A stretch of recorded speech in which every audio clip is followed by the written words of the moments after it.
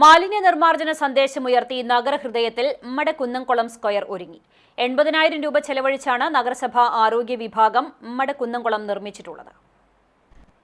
നഗരത്തിന്റെ ഹൃദയഭാഗത്ത് അനധികൃതമായി വർഷങ്ങൾക്ക് മുമ്പ് നിർമ്മിച്ചതും തകർന്നു വീഴാവുന്ന അവസ്ഥയിൽ നിലനിന്നിരുന്ന ഓടിട്ട ഇരുനില കെട്ടിടം പൊളിച്ചുമാറ്റിയ സ്ഥലത്ത് നഗരസഭ ആരോഗ്യ വിഭാഗത്തിന്റെ നേതൃത്വത്തിലാണ് സ്വച്ഛ് ഭാരത് മിഷൻ ഫണ്ട് ഉപയോഗിച്ച് മാലിന്യ നിർമ്മാർജ്ജന സന്ദേശമുയർത്തി ജലധാര ഉൾപ്പെടെയുള്ള പൂന്തോട്ടത്തോടെ മ്മടെ കുന്നംകുളം നഗരസഭാ സ്ക്വയർ നിർമ്മിച്ചിട്ടുള്ളത്.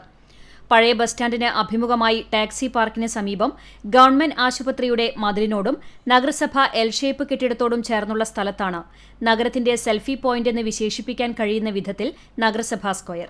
പൊളിച്ചുമാറ്റിയ സ്ഥലത്ത് നഗരസഭയെയും കുന്നംകുളത്തെയും അടയാളപ്പെടുത്തുന്ന വിധത്തിലുള്ള നിർമ്മാണം നടത്തണമെന്നായിരുന്നു പൊതുജനാഭിപ്രായം.